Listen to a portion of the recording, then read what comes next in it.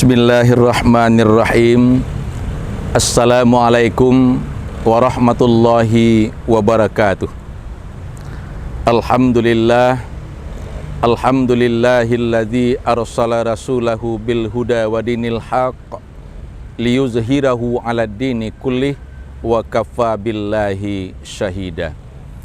Asyhadu an la ilaha illallah wahdah la syarikalah wa asyhadu anna sayyidana wa nabiyyana Muhammadan abduhu wa rasuluh sallallahu alaihi wasallam alladzi la nabiyya ba'dah.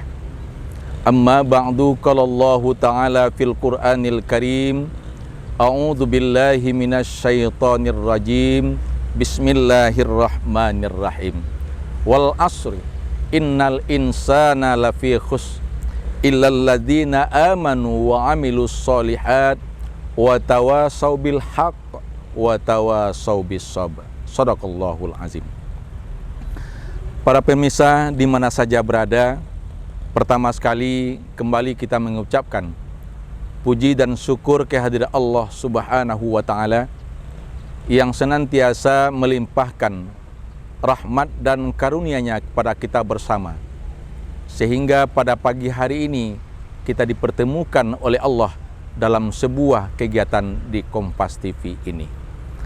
Selawat dan salam kita sampaikan kepada baginda Muhammad Rasulullah Sallallahu Alaihi Wasallam yang telah meninggalkan dua pedoman hidup bagi kita, yakni Kitabullah dan Sunnah Rasul. Kata Rasulullah, selagi kita berpegang kepada dua pusaka yang ia tinggalkan, insya Allah umat manusia dalam menempuh kehidupan dunia, apalagi kehidupan akhirat kelak, tidak akan tersesat. Para pemirsa di mana saja berada, mengawali pertemuan kita pagi hari ini berlandaskan kepada surat yang sudah kita bacakan di awal tadi. Kata Allah, wal as, demi masa, innal insana lafi khusr, sesungguhnya manusia itu dalam keadaan merugi. Illal ladzina amanu wa amilus solihat wa tawasau bil haqq wa tawasau bis sabr. Jadi para pemirsa di mana saja berada, ada di antara umat manusia yang tidak merugi. Padahal sangat banyak sekali manusia dalam kehidupan ini selalu dalam keadaan merugi. Namun ada, kata Allah, yang tidak merugi, illal ladzina amanu, kecuali orang-orang yang beriman dan beramal saleh. Jadi orang yang beriman dan beramal saleh itulah yang tidak ada kerugian di antara mereka. Oleh karena itu, kalau kita berbicara tentang masa, coba bayangkan Allah bersumpah dengan masa, demi masa. Allah bersumpah dengan masa bahwasanya masa itu benar-benar untuk umat manusia selalu yang tidak pandai melaksanakan masa itu akan merugi. Makanya kata orang Arab, al-waktu kasayf illam taqatta'hu yaqta'qa. Waktu itu adalah pedang. Barang siapa yang tidak pandai mempergunakan waktu, suatu ketika nanti mereka akan dipancung oleh waktu itu sendiri, akan dipancung oleh pedang itu. Oleh karena itu, bagi kita umat manusia yang tidak bisa mempergunakan waktu itu dengan sebaik-baiknya, maka manusia itu akan merugi. Ada di antaranya orang-orang yang tidak merugi, itu adalah orang yang beriman. Iman itu adalah orang-orang yang benar-benar yakin dan seyakin-yakinnya bahwasanya tidak ada lagi Allah melainkan Allah Subhanahu wa taala. Bahwa tidak ada lagi selain daripada Allah yang pantas kita sembah. Qul huwallahu ahad, Allahus samad, lam yalid wa lam yulad wa lam yakul lahu kufuwan ahad. Sudah jelas di situ. Qul, katakanlah, Allah itu esa. Allah itu tempat meminta. Allah itu tidak beranak dan tidak pula diperanakkan. Dan tidak satu pun yang bisa menyerupai Allah Subhanahu wa taala. Jadi oleh karena itu, bagi orang-orang yang bisa mengendalikan masa, mengendalikan waktu, maka insya Allah waktu itu akan bisa dipergunakan dengan sebaik-baiknya. Namun apabila di antara umat manusia yang tidak bisa mempergunakan waktu itu dengan sebaik-baiknya, bisa saja waktu kecil tidak bisa kita pergunakan dengan sebaik-baiknya, maka sirnalah waktu kecil itu. Waktu remaja tidak bisa kita pergunakan dengan sebaik-baiknya, maka sirnalah waktu remaja itu. Waktu dewasa tidak bisa kita pergunakan dengan sebaik-baiknya, maka akan sirnalah waktu dewasa itu. Waktu tua kita tidak bisa pergunakan dengan sebaik-baiknya, maka akan sirnalah waktu tua itu. Makanya, kelapa tua kupas-kupasin, kelapa muda tinggal batoknya. Selagi muda, puas-puasin, setelah tua tinggal bongkoknya. Artinya kita berpuas-puasan dengan kehidupan kita yang positif. Jangan berpuas-puas dengan kehidupan kita yang negatif, tapi berpuas-puaslah dengan kehidupan kita yang positif. Selagi kita masih muda, orang tua kita masih hidup, mari kita berpuas-puas dengan orang tua, mengabdikan diri kepada orang tua. Jarang sekali orang, kadang-kadang kebanyakan di antara umat manusia menyesali dirinya. Kenapa? Kenapa saya tidak bisa memelihara orang tua saya pada saat waktu hidup? Kenapa saya tidak bisa berbakti kepada kedua orang tua pada saat orang tua masih hidup? Kenapa saya tidak bisa mempergunakan waktu sebaik-baiknya pada saat saya masih usia sekolah?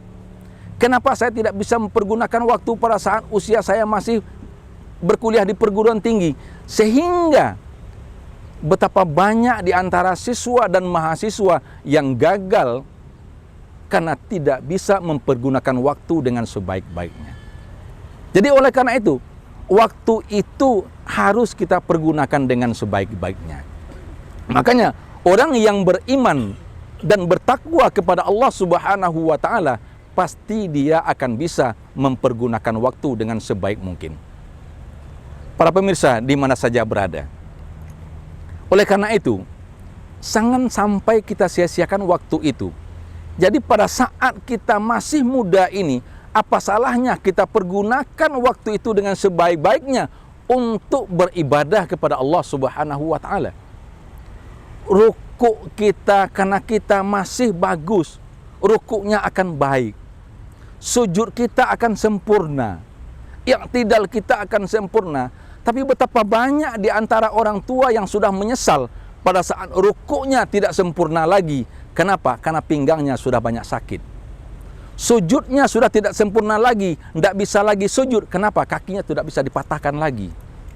Nah, oleh karena itu, bagi kita orang muslim, mari kita pergunakan waktu itu dengan sebaik-baiknya.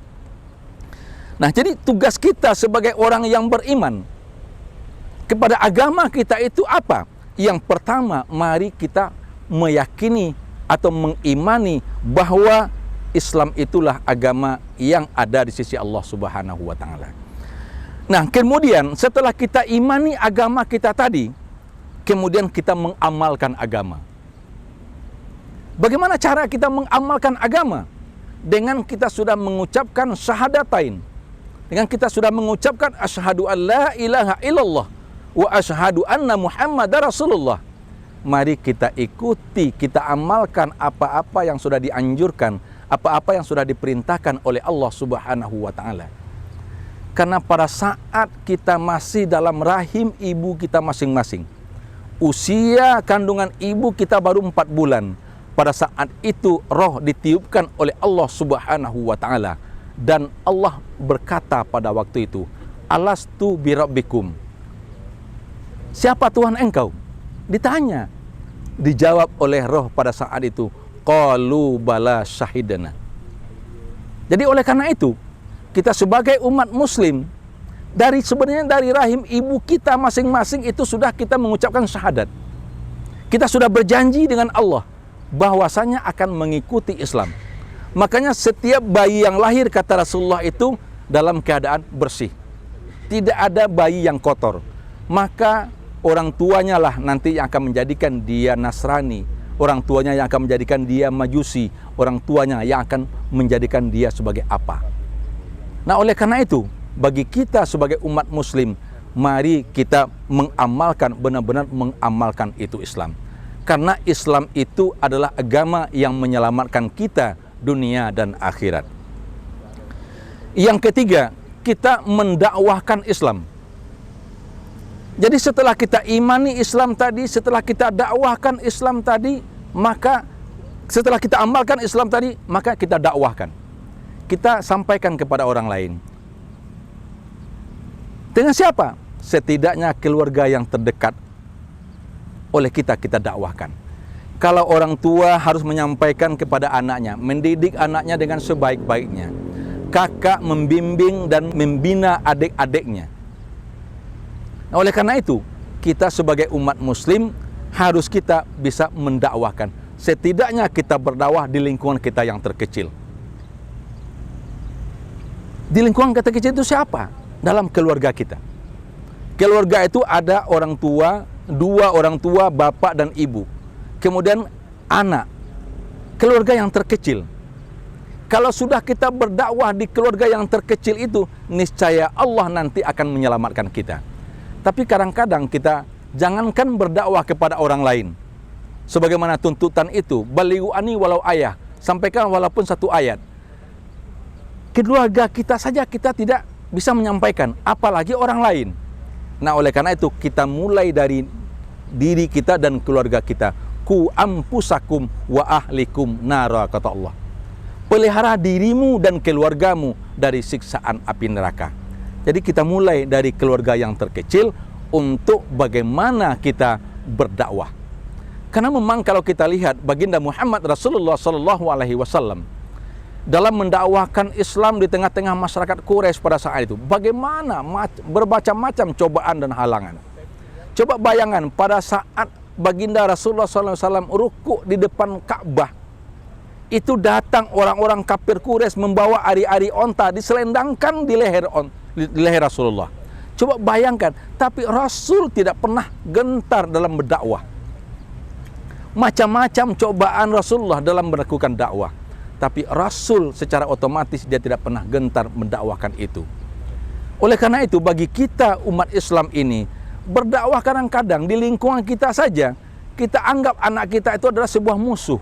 Padahal anak itu ajak untuk mendakwahkan, kita ajak dia sebagai teman, kita ajak dia sebagai kawan, sehingga dakwah kita sampai kepada anak-anak kita. Karena anak kita itu merupakan masa depan kita. Kalau kita generasi penerus kita, kalau kita ingin berhasil untuk masa yang akan datang, maka binalah generasi-generasi muda dari sekarang. Terutama adalah anak-anak kita. Dan yang terakhir, para pemirsa di mana saja berada, kita harus meyakini bahwa Islam itu adalah agama yang menyelamatkan dunia dan akhirat. Jadi oleh karena itu, setelah kita imani, kita amalkan Islam tadi, kita dakwahkan, dan kita yakini Islam tadi dengan seyakin-yakinnya bahwa Islam itu adalah agama penyelamat kita. Dengan demikian, dari 4 itu tadi, semoga kita tidak tergolong kepada orang-orang yang bersumpah Allah dengan masa tadi. Tidak tergolong orang-orang yang lalai. Tidak tergolong kepada orang-orang yang kata Allah itu adalah orang yang demi masa tadi, kecuali orang-orang yang beriman dan beramal soleh. Jadi apabila kita telah melakukan keimanan dan beramal soleh di tengah-tengah masyarakat kita dalam kehidupan kita di dunia ini, insya Allah kita akan selamat dunia dan akhirat. Barangkali itulah yang dapat kita surahkan pada kesempatan ini. Mudah-mudahan ada manfaatnya bagi kita semua, apalagi bagi saya menyampaikan kepada para pemirsa di mana saja berada. Banyak maaf, wallahul muwaffiq ila aqwamit thoriq. Wassalamualaikum warahmatullahi wabarakatuh.